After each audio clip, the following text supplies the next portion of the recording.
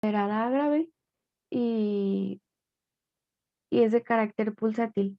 Y para que sea considerado migraña con aura, los criterios que nos pide es que presente los síntomas de aura, pueden ser visuales, sensitivos, del lenguaje o motores, pero hay que recordar que estos síntomas son reversibles para poder establecer un diagnóstico.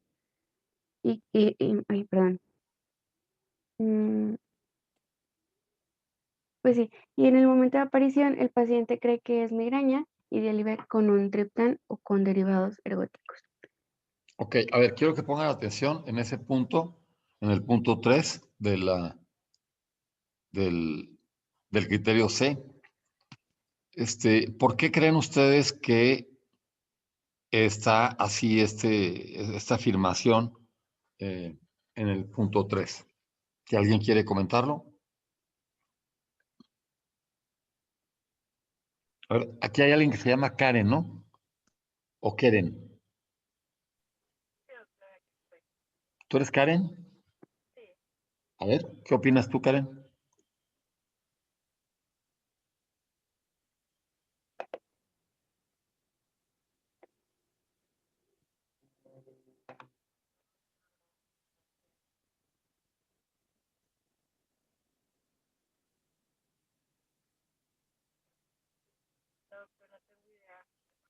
A ver, no te oigo casi, fíjate, soy muy poquitito.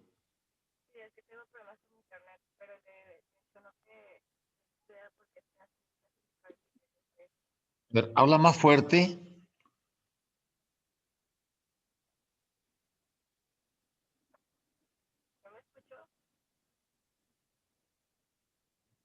No, es que no lo escucho. A ver, alguien más que quiera comentar.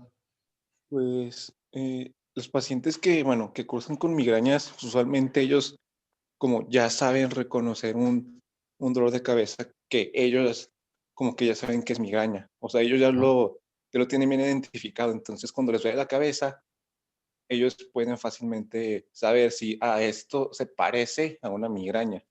Y Ajá. pues lo de los triptanos y los ergóticos, pues son los tratamientos, este, pues segunda línea para migraña. Entonces, esos son más que nada como prueba terapéutica.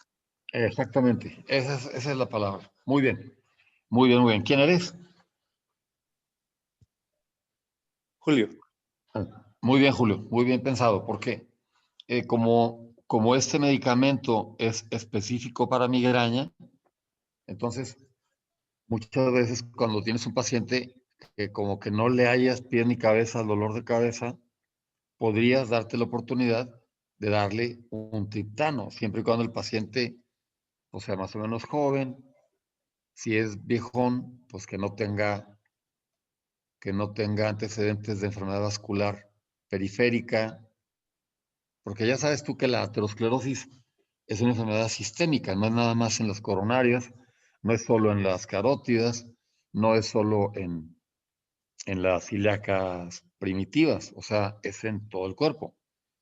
Y claro, tiene una progresión, pero ya cuando llegó a las coronarias, seguramente ya es pronto que llegue a las arterias del cerebro. Entonces, si no tiene ninguna contraindicación, pues le indicas un triptano. Si el dolor se alivia, pues entonces te da una pauta a ti para que tú ya le inicies un manejo preventivo, un medicamento profiláctico. Entonces, esto que dijo Julio, ténganlo en mente, los triptanos nos pueden servir como una prueba terapéutica para el diagnóstico de, perdón, como una prueba de diagnóstico para el, para confirmar el diagnóstico o descartar el diagnóstico de migraña. Muy bien, ¿qué más, doctora?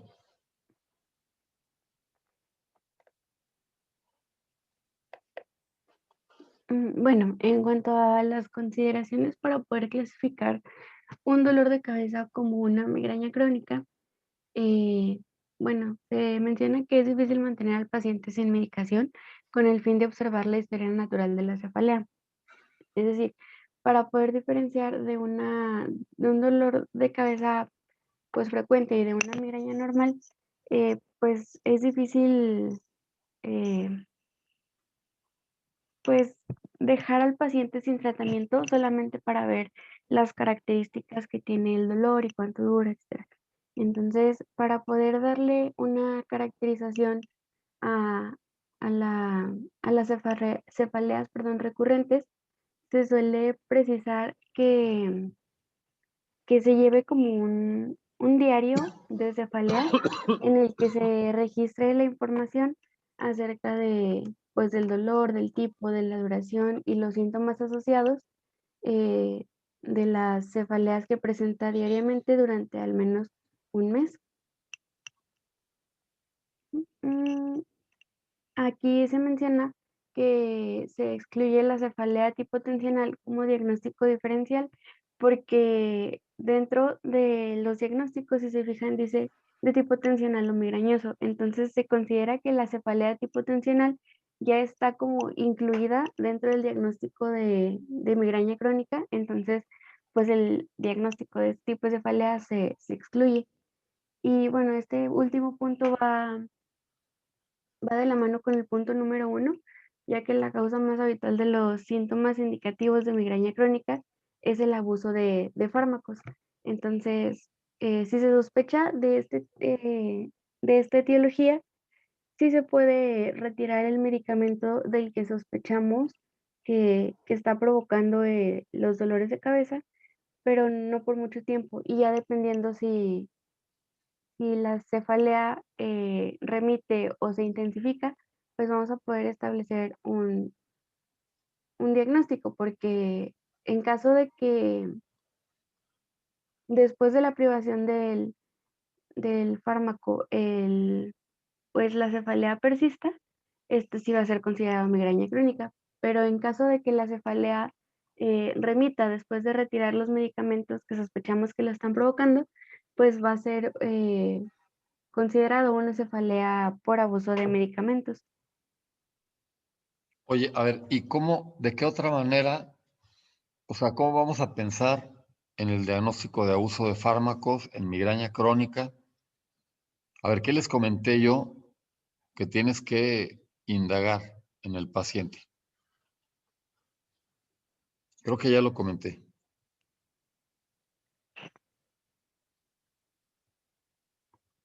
¿Alguien lo recuerda?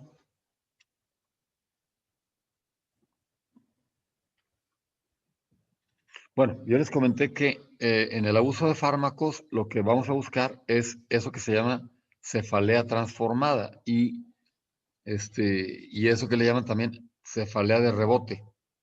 Entonces, tú tienes al paciente que toma un analgésico porque tiene un determinado nivel de dolor.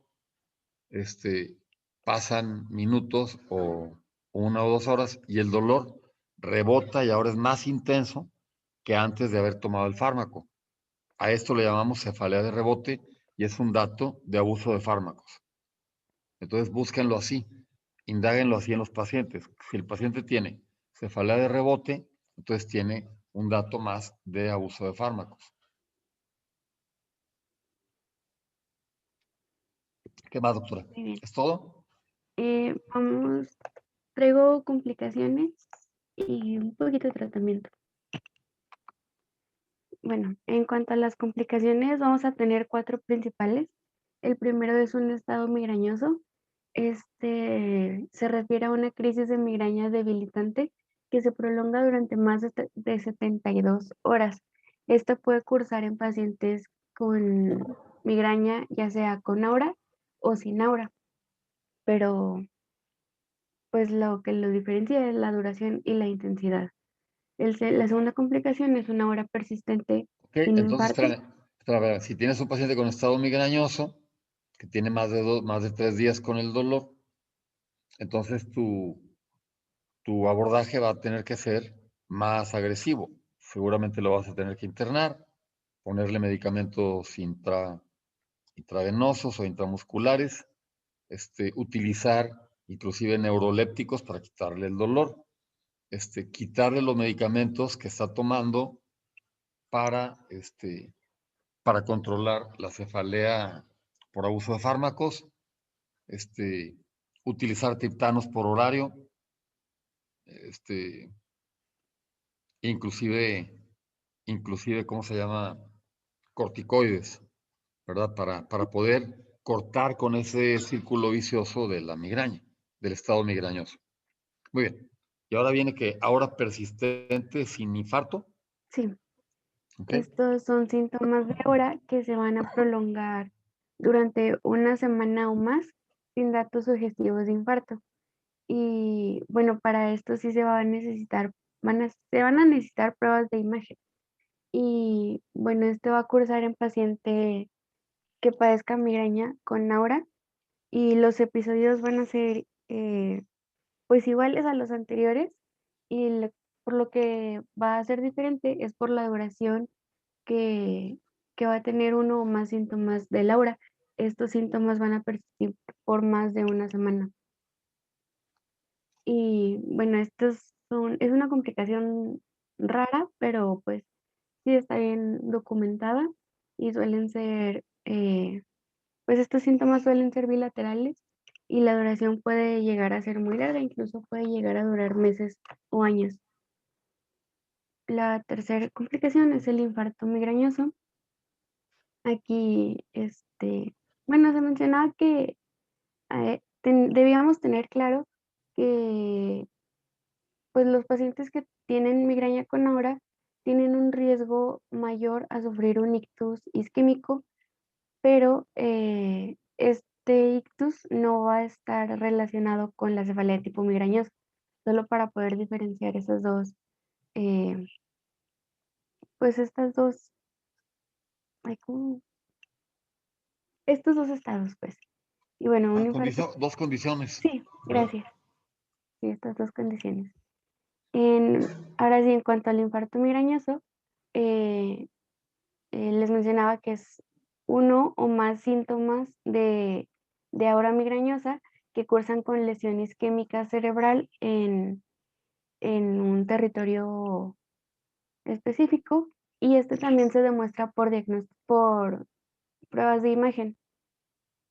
Este va a tener un inicio durante el desarrollo de una crisis de migraña con aura. Este, Y sí, les mencionaba que las crisis van a ser iguales a las anteriores, pero el aura va a tener una duración mayor a una hora. Y por último, tenemos la crisis epiléptica desencadenada por aura migrañosa. Esta va a cursar en pacientes con migraña con aura y puede ser de manera simultánea o en la hora posterior a una crisis de ese tipo de migraña. Ok. Y bueno, en cuanto al tratamiento, este va a tener tres pilares eh, pues base o importantes. El primero es la terapia profiláctica. Esta a su vez se va a dividir en farmacoterapia, puede incluir terapia conductual o bien terapia física. Otra parte del tratamiento es evitar factores desencadenantes. Si bien los desórdenes psiquiátricos o de sueño o enfermedades respiratorias no se pueden evitar, pues es importante tratarlas para que pues la incidencia de las cefaleas sea menor y pues están relacionados desórdenes psiquiátricos como la depresión, la distimia, ataques de pánico o ansiedad generalizada. Los desórdenes del sueño están más relacionados a insomnio. Aquellos pacientes que tienen dificultad para conciliar el sueño pues son los más afectados por este tipo de cefaleas. Enfermedades respiratorias, la fatiga es un factor muy importante y muy común en los pacientes con migraña y enfermedades cardiovasculares y evitar el uso de medicamentos que lo provoquen. Aquí, puse una tablita, pero para poder darnos una idea de los medicamentos que provocan cefalea y pues para poder hacer el diagnóstico diferencial con la cefalea por medicamentos, como les mencionaba. Este, ácido acetil salicílico o paracetamol, en algún lado leí, no recuerdo dónde, que estos provocaban dolor de cabeza cuando se combinaban con cafeína.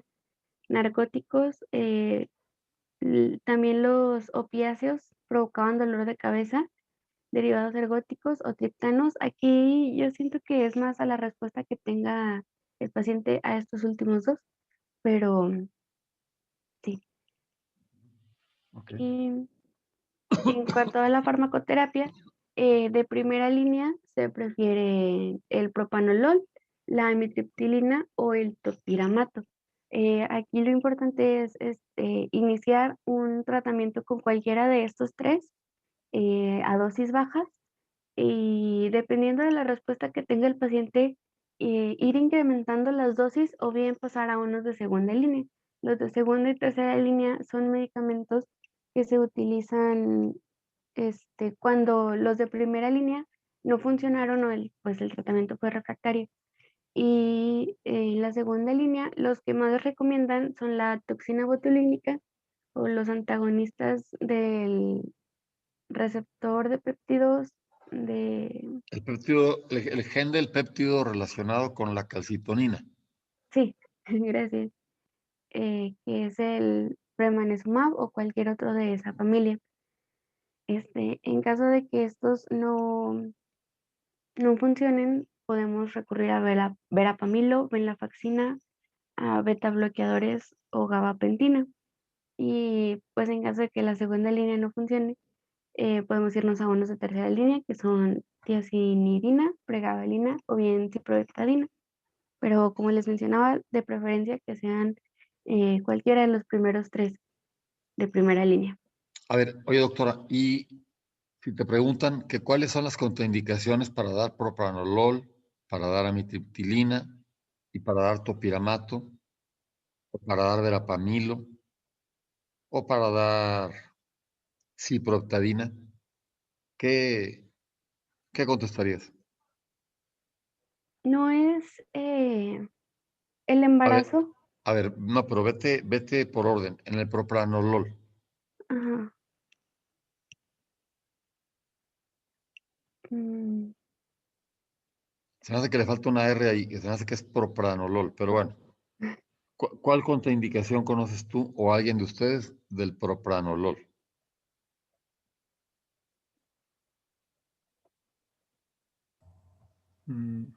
Hipotensión. Pues no tanto, porque tú sabes que la hipotensión realmente no es una condición, no es una condición patológica. O sea, tú busca en tu libro de cardiología y no vas a encontrar hipotensión. Este, Viene hipertensión. Y si una de tus compañeras o una hermana tuya o tu prima o una jovencita tiene 170 de presión, pues esa es su presión normal. Es bajita la presión, pero no quiere decir que ella sea hipotensa. Entonces, eso no es una contraindicación para darle propranolol. ¿Qué más? En ¿Qué asma. otra? Que tenga asma. Eso es muy importante. Tú tienes que preguntar si no tiene asma. ¿Qué otra cosa? A ver, si el paciente fuera un paciente diabético que tiene 20 años diabético y se está controlando con insulina, ¿tú le podrías dar propranolol?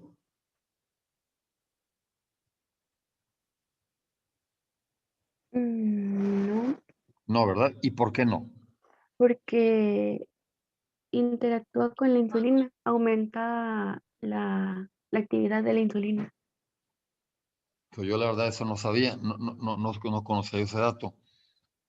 Yo lo que sé es que el propranolol, igual que todos los beta bloqueadores, bloquea, o sea, como el paciente tiene insulina, tiene más riesgo de tener hipoglucemia. ¿Están de acuerdo?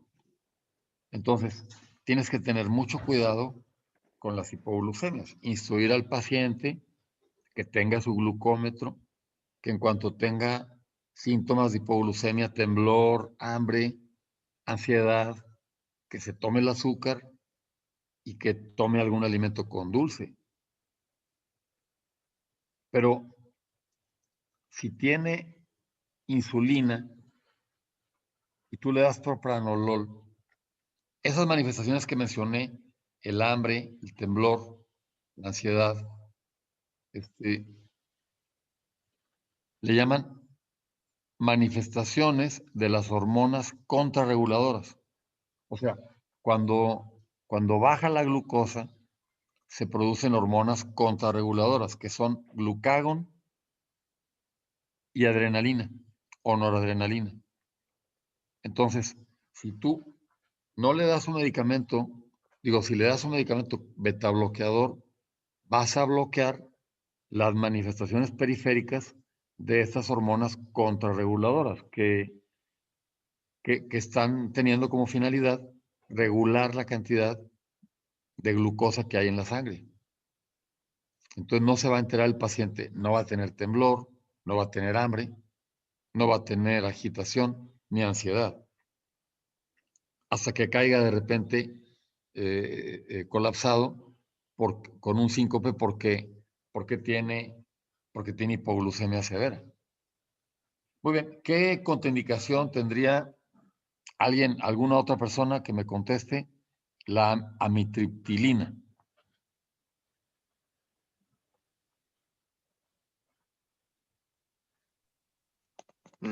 Condiciones cardiológicas como arritmias. Sí, muy bien. Muy bien, muy bien. Pero ¿cuál es el principal efecto de ese medicamento? ¿A qué grupo pertenece? ¿A qué grupo de antidepresivos? ¿Cómo se llama ese grupo? Son los tricíclicos, ¿no? Antidepresivos tricíclicos. ¿Y cuál es como que la regla de oro de los efectos de los antidepresivos tricíclicos? ¿No acaso producen mucho efecto anticolinérgico? Sí, bueno, sí, son una de las características. ¿Verdad? Ok.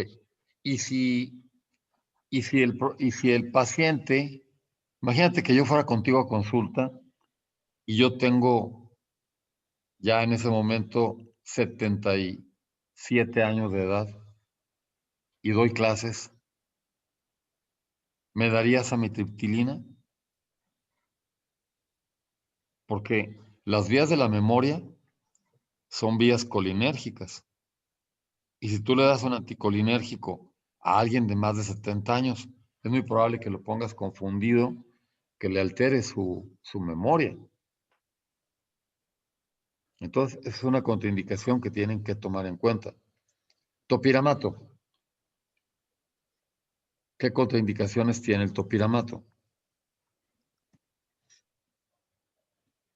Pues la más común es que tienden a formar piedras, litos, litiasis renal o ureteral. Entonces, tienes que evitar dársela en pacientes que tienen historia de litiasis renal. Esa es la más importante. Y cuando ya se lo diste, si el paciente te dice que tiene trastornos de la memoria o que no puede recordar cosas o palabras, tienes que quitárselo.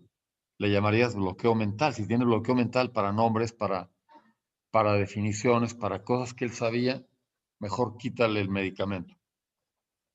Muy bien. Ok. Ya por último, la ciprofloxacina, tengan cuidado con esta, porque el nombre del medicamento, les recomiendo que lo búsquenlo y busquen la etiqueta del fabricante, se llama ciprolicina. Y ese medicamento no se puede administrar por más de 12 semanas porque llega a provocar una cosa que le llaman fibrosis retroperitoneal. Imagínate, toda la región retroperitoneal se fibrosa, entonces se lleva de calle a los riñones. Entonces tienes fibrosis retroperitoneal con insuficiencia renal. Es algo grave. Entonces yo cuando se lo doy a los niños o a adultos, porque es un buen orexigénico, ¿verdad? O sea, provoca apetito. Yo les digo que lo tomen 4 semanas, 6 semanas máximo. El doble es lo que el fabricante recomienda, 12 semanas máximo. Y seguramente es un tiempo seguro. A lo mejor la fibrosis retroperitoneal te llega después de 20 semanas. Si se lo das 6 semanas de tratamiento, pues no va a pasar nada. Entonces tienes que tener cuidado con hay que tener cuidado con este medicamento. Este es un relajante. El verapamilo puede provocar estreñimiento. Y la gabapentina y la pregabalina, pues no, casi no tienen contraindicaciones. Es un medicamento más o menos noble, provoca sueño, puede provocar mareo, actúan sobre el receptor GABA A, o sea, actúan sobre el canal de cloro, entonces son inhibitorios. Muy bien. A ver, doctora, sígale, por favor. Ya sería todo. Bueno, a ver quién sigue entonces. Yo, doctor. ¿De qué nos vas a platicar? Vamos a hablar de tratamiento preventivo y abortivo de cefaleas primarias, de neuralgia del trigémino, del glosofaringio y dolor facial atípico. Ok, a ver, ¿y quién va a hablar? Repito la pregunta, de cefaleas autonómico-trigeminales.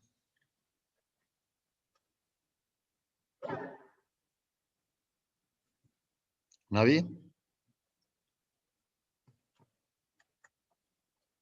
A ver, En el programa aparecía neuralgia del trigémino. En cuanto a mí, no sé si deba ir incluido.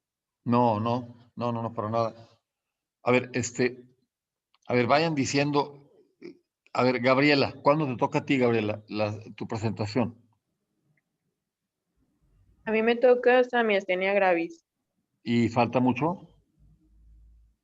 Sí, un poquito.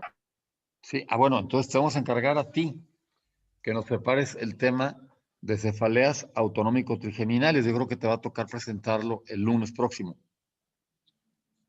Ok.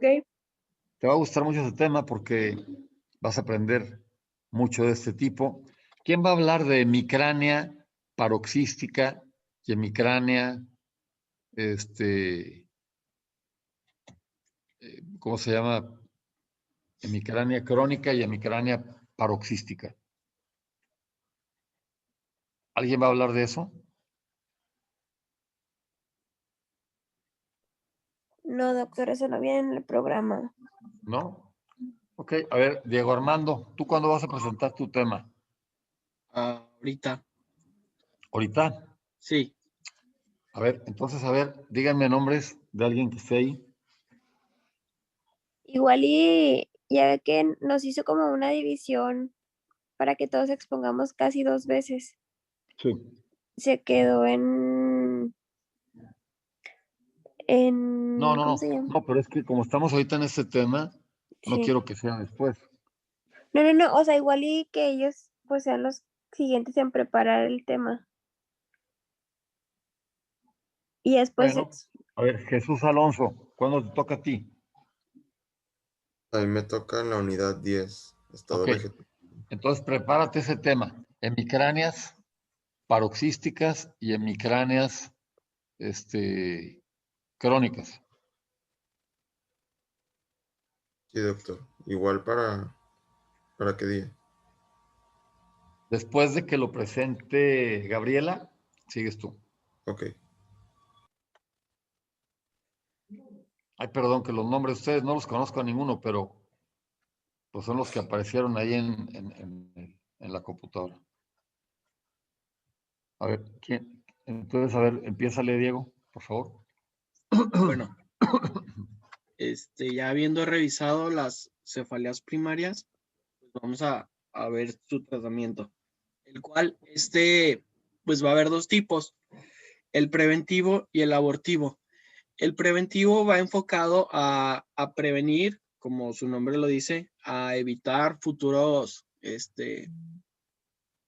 episodios de cefalea en el paciente, mientras que el abortivo se enfoca en finalizar el episodio actual que esté presentando el paciente de una cefalea. En algunos tipos de cefalea primaria también se incluye un manejo terapéutico con cambios en los hábitos del paciente, como evitar desencadenantes, evitar situaciones de estrés. Y más adelante vamos a ver en qué momento vamos a recomendar eso. Entonces, empezando con un tratamiento abortivo, pues ya sabemos que la mayoría de las personas se automedica e incluso tratan eficaz y fácilmente una cefalea ocasional con AINES y pues un vaso de agua. Entonces, el problema inicia cuando el paciente, en este tipo de paciente que se automedica y se está tomando un comprimido o un par, empieza a notar que esto ya no le está funcionando. Entonces es cuando cae en una cefalea por abuso de estos medicamentos. Entonces, pues sabemos que no solo estos dos medicamentos van a estar disponibles para el paciente y que no tiene por qué caer en una cefalea por abuso de AINES. Entonces, para la terapia abortiva, pues tenemos no solo el ácido acetil salicílico o el ibuprofeno, sino también contamos con el naproxeno, con paracetamol y con el ketoprofeno.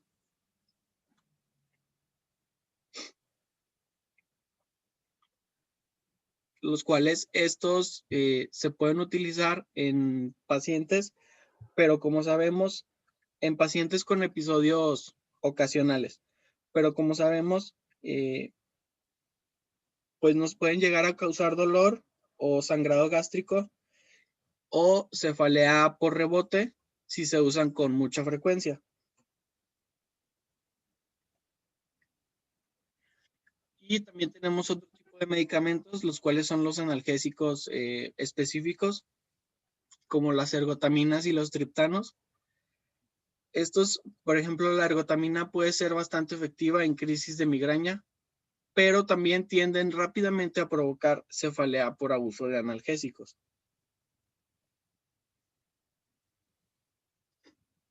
Los cuales son la ergotamina y la dihidroergotamina. Incluso pueden llegar a causar náuseas y vómito, y estos no los podemos utilizar en caso de embarazo. En cuanto a los antagonistas de la serotonina, los triptanos, tenemos medicamentos como el sumatriptán, el rizatriptán, almotriptán, L-triptán y frobraptriptán. Estos hasta en un 10% van a causar náuseas, vómito. También está contraindicado en casos de embarazo y estos los podemos usar en conjunto con un AINE en casos donde sea necesario. Y como comentario, el naratriptán y el frobatriptán son de acción lenta, los cuales nos resultan útiles si el paciente presenta intolerancia a otros triptanos o hay recurrencia o prolongación de los ataques.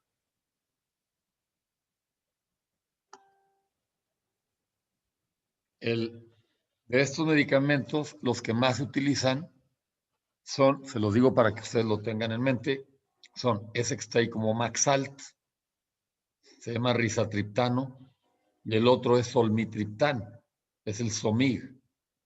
Esos medicamentos tienen como característica, el Somig es de 2.5 miligramos aquí en México, y el Maxalt es de 10 miligramos. Los dos son dispersables en la lengua, no sublinguales, son arriba de la lengua. Entonces, se llaman Maxalt Rapidisc, así como si fuera un disco rápido, y el otro se llama Somig Rapimelt. Son como si fuera una es melting, ¿verdad? De revolver. Se diluye o se disuelve rápido. Rapimelt, el Somig, y Rapidisc, el Maxalt. Entonces son en la lengua. Tienes que tener cuidado y evaluar las características del aura. El aura puede ser más prolongada que el tiempo de vida media del medicamento. El medicamento tarda 1 hora y media, 2 horas en funcionar. Si tienes una persona que dure más tiempo con el aura, no te va a servir. Entonces tienes que evaluar muy bien. La historia clínica determina tu conducta. Si el paciente tiene una aura que le dura 5 o 10 minutos, dale el medicamento, le va a funcionar muy bien. Muy bien, ¿qué más? Y bueno, se menciona que los triptanos son los de elección en casos de migraña, pero que en casos de cefalea tensional no son los de mejor utilidad, por lo cual no están recomendados. Ajá. Y también tenemos, bueno, también se mencionan a los opioides, pero estos, bueno, no se recomiendan en casos de migraña ni tampoco en casos de cefalea tensional. Debemos fíjate. de individualizar Sí. la historia de nuestro paciente para determinar si se puede llegar a utilizar, si es necesario, o tratar de evitarlos en la medida posible. Okay. Y también, bueno, en caso de que el paciente presente náuseas y vómitos debido a la migraña, puede administrarse metoclopramida. Y bueno, los opiáceos no debemos usarlos de forma rutinaria, ya que hay riesgo de dependencia, de sedación y por la posibilidad de que aumenten los episodios de náusea y vómito. El fármaco más utilizado de este grupo es la meperidina y en dosis de 50 a 100 miligramos. Pero pues debemos tomar en cuenta que tenemos muchas opciones antes de llegar a los opiáceos. ¿Alguna duda hasta aquí? No, muy bien. En cuanto al tratamiento preventivo, pues debemos tomar en cuenta muchas cosas. La duración debe ser de 3 meses mínimo para notar el efecto benéfico, que se mantenga y que se mantenga en tiempo. Pero algunos pacientes van a requerir de un tratamiento más prolongado. Las dosis iniciales deben ser bajas con titulación gradual a dosis respuesta. Se debe evaluar cada 1 o 2 meses la efectividad o eventual cambio de fármaco o dosis. Y es importante involucrar al paciente en su terapia, establecer unas expectativas realistas en relación a la terapia y explicarle que está orientada a mejorar y en ocasiones no precisamente curar la migraña. Y debemos asegurarnos de que nuestro paciente no esté abusando de analgésicos en el momento de iniciar la terapia preventiva, ya que puede tener poca efectividad y en el caso de que si hay algún abuso, hay que concentrarnos primero en tratar la cefalea por abuso de analgésicos.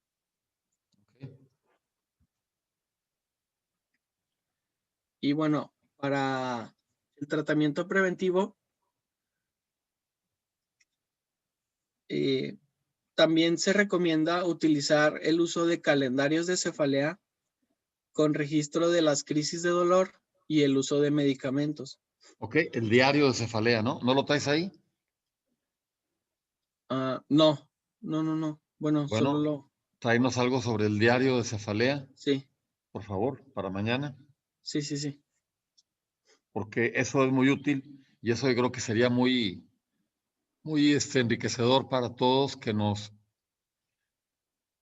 enseñes a llevar un diario de cefalea.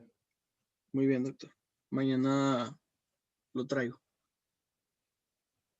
Entonces, también para el tratamiento preventivo tenemos una amplia gama de medicamentos. ¿Esto qué nos va a permitir? Pues nos va a permitir, por ejemplo, como ya lo mencionamos, si nuestro paciente tiene una enfermedad concomitante, utilizar un medicamento que no tenga efectos adversos relacionados a esa enfermedad. Y bueno, más que nada, el tratamiento preventivo se indica cuando existen más de 4 crisis al mes o cada crisis presenta una severidad o duración muy importante, es decir, que sea demasiado incapacitante y de difícil manejo con analgésico. El objetivo de este tratamiento preventivo es lograr disminuir la frecuencia y la severidad de las crisis y, claro, mejorar la calidad de vida del paciente. Se menciona que hasta un 38% de los pacientes van a requerir con migraña, perdón, un 38% de los pacientes con migraña requieren de terapia preventiva, pero menos del 15% la tiene indicada o la está usando. Entonces, se menciona que los de mejor evidencia actual son los antidepresivos tricíclicos. Pero, como sabemos, pues tienen un efecto anticolinérgico importante, por lo cual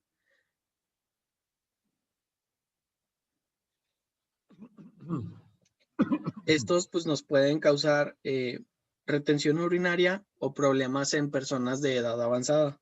Ándale, muy bien. Es otra pregunta. Tienes que preguntarle si es hombre, si ha tenido problemas de próstata.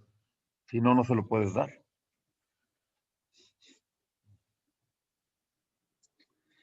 Sí, y bueno, todo esto debido a su importante efecto colinérgico. Anticolinérgico. Sí, perdón. Anticolinérgico. Y en cuanto a los antagonistas del receptor beta adrenérgico, estos, pues aquí en esta tablita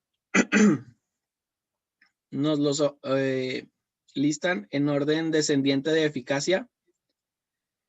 Y estos no se recomiendan en casos de asma, como ya se mencionó, y también en casos en personas con diabetes o en insuficiencia cardíaca congestiva.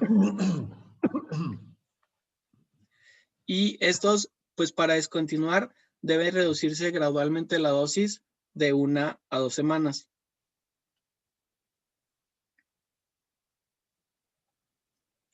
Y también tenemos el grupo de los anticonvulsivos como la fenitoína o el ácido valproico, así como el topiramato. En estos se recomienda iniciar con la dosis más baja posible. Están Oye, perdóname. Repite eso de que se tienen que titular poco a poco para irlos quitando en 2, 3 semanas. ¿Eso respecto a cuál? ¿A los antagonistas del receptor beta adrenérgico? Sí, esos cuando los vas a cuando los vas a quitar al paciente, debe ser gradualmente. ¿Por qué, oye? Por el efecto que pueden causar si se quitan de golpe. Ajá.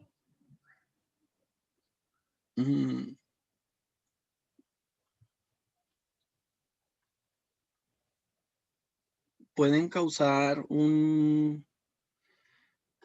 bueno, al ser antagonistas pueden causar como... Ay.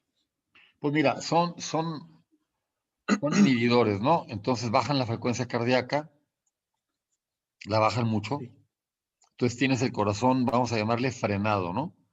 Lo tienes muy inhibido. Y si de repente lo quitas, se puede desbocar el corazón. Puedes tener de repente una arritmia, una taquicardia, que puede ser grave, puede ser peligrosa, si se presenta súbita, una taquicardia paroxística. Esa es más o menos la razón. Ok. Y bueno, en cuanto a los anticonvulsivos, estos se recomienda iniciar con la dosis más baja posible. Y se menciona que también son menos eficaz que otros profilácticos.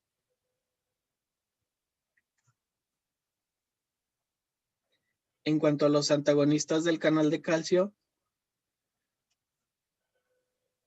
pues tenemos al verapamilo y a la flunaricina, los cuales estos se contraindican en casos de disfunción ventricular izquierda, en casos de hipotensión,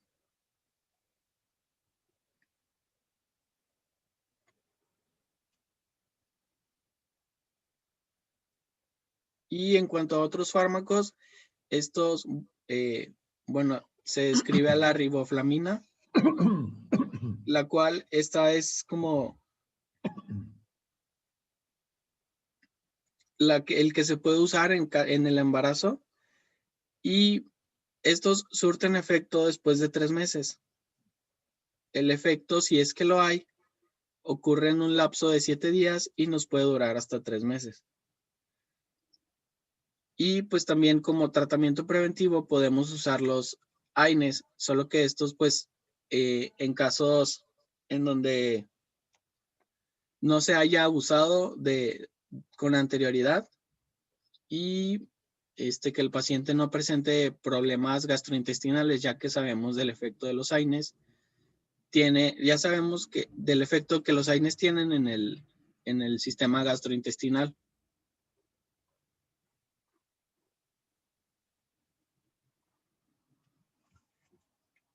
¿Alguna duda hasta aquí? No. Oye, la riboflavina es de las vitaminas B, ¿verdad?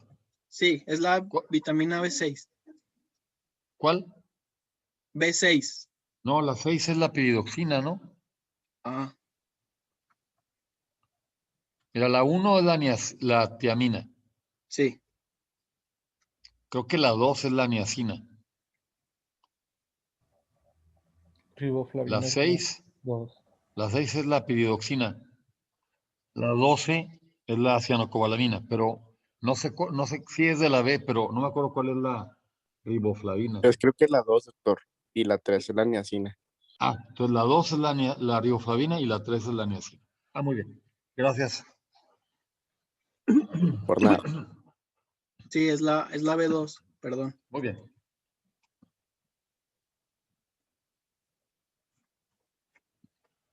Y encontré esta como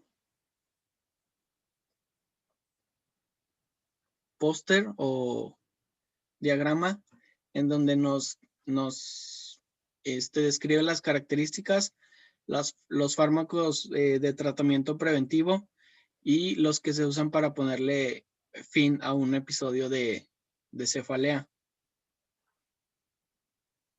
Pero, bueno, lo quise agregar porque me pareció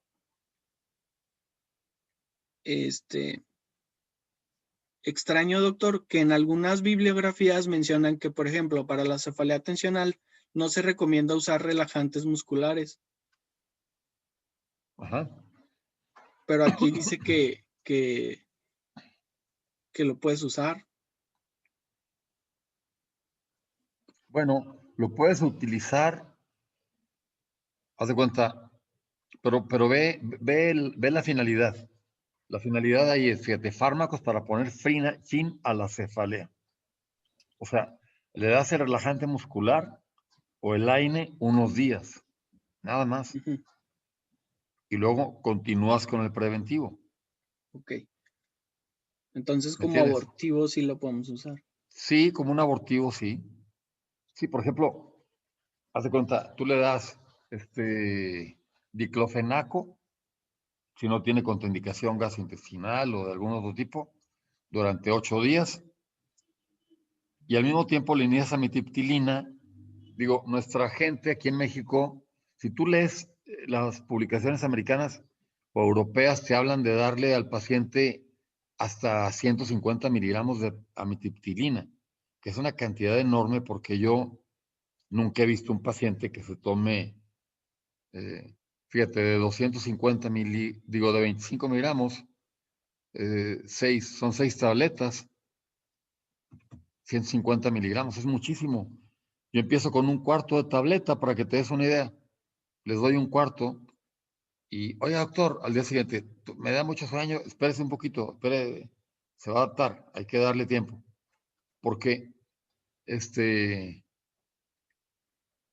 porque es muchísima la dosis que promueven. Entonces, empiézale con un cuarto de tableta, 3, 4 días, y luego media, 6, 8, 10 días, y luego ya 3 cuartos, hasta llegar a una, digamos a 25 miligramos. Pero al principio, para que le ayudes, le das un relajante muscular o un AINE. Esa que estaba marcada hace rato ahí, la tizanidina, más que no me acuerdo cómo se llama aquí en México, es un relajante muscular, pero sí produce mucho sueño, tienes que dárselo. Yo, los medicamentos que producen mucho sueño, se los recomiendo a los pacientes muy temprano en la noche, o sea, que no lo tomen tan tarde. ¿Qué hora se duerme? A las 10:30, 11, ok, tómeselo a las 7. ¿Tiene compromisos hoy? Pues sí, sí tengo, pues hay que cancelarlos porque se lo va a tomar temprano, a las 7 de la tarde, se queda ya en su casa, relajadito, ya con su pijama, ya listo para dormirse, y para que vea cuál es el efecto del medicamento y pueda calcular él respecto a sus actividades del día de trabajo y eso, o de escuela, cuándo puede tomarlo lo más tarde que pueda. Y ya poco a poco él lo va tomando a la hora que le convenga ya más tarde, ¿no? Yo creo que sí. ¿Qué más? Miren, vean, por ejemplo, ahí fármacos para poner fin a la cefalea. En la migraña utilizas AINES, tramadol, eso es para bloquear, por ejemplo, un estado migrañoso. Los triptanos, ¿qué será la DHE? Es. Dihidroergotamina. Sí. Dihidroergotamina. No hay aquí en México. En México no hay dihidroergotamina. Hay ergotamina nada más. Y había uno que se llamaba, hay uno que se llama Sidolil. Ese contiene ergotamina con acetilsalicílico y cafeína. Y había otro que se llamaba Tonopan, que era ergotamina, paracetamol y cafeína. O sea, imagínate que tienes un paciente que es alérgico al acetilsalicílico, no le puedes dar el Sidolil porque tiene acetilsalicílico. Tienes que darle Tonopan, que es el que contiene ergotamina, cafeína y ¿cómo se llama? Y paracetamol. El isometeteno, ese no lo conozco, no me acuerdo de él. Los AINES y los triptanos para bloquear la... Está muy interesante, vean ustedes, fármaco para poner fin a la cefalea, la ergotamina, la dihidroergotamina, los glucocorticoides, la lidocaína. Lidocaína, una forma de bloquear el dolor es empapar un hisopo con lidocaína, así como lo hacen para tomar el hisopado de pacientes para PCR, para el SARS-CoV-2, para el COVID. Lo empapas de lidocaína y lo metes a la mucosa nasal hasta el fondo. Y del lado que le duele, ahí le das unos giros ahí al hisopo para empaparle ahí de lidocaína. El oxígeno es una prueba de diagnóstico de una cefalea en racimos. Tú le pides al paciente que se vaya a urgencias, vete a la Cruz Roja que te pongan rápidamente oxígeno. ¿A cuánto? A 8 o 10 litros por minuto por varios minutos, ¿verdad? Y el sumatriptán o cualquier triptano, ¿no? Aquí pregunta Juan Carlos que qué tan contraindicados están los triptanos en pacientes con angina. Están muy contraindicados. Muy, muy contraindicados. Muy bien. Vean el parecido que tiene la cefalea en racimos y la cefalea, y la enfermedad bipolar. Miren qué interesante. Responden los dos al litio. Y del litio quiero yo decirles que hay un mito de que los pacientes que toman litio es porque les falta litio. Entonces, se ha generalizado la idea en muchos médicos, sobre todo médicos generales, de tomar los niveles de litio. Pero hay que recordar que el litio es un metal que está en unas cantidades que le llaman, ¿cómo le llaman? Le llaman,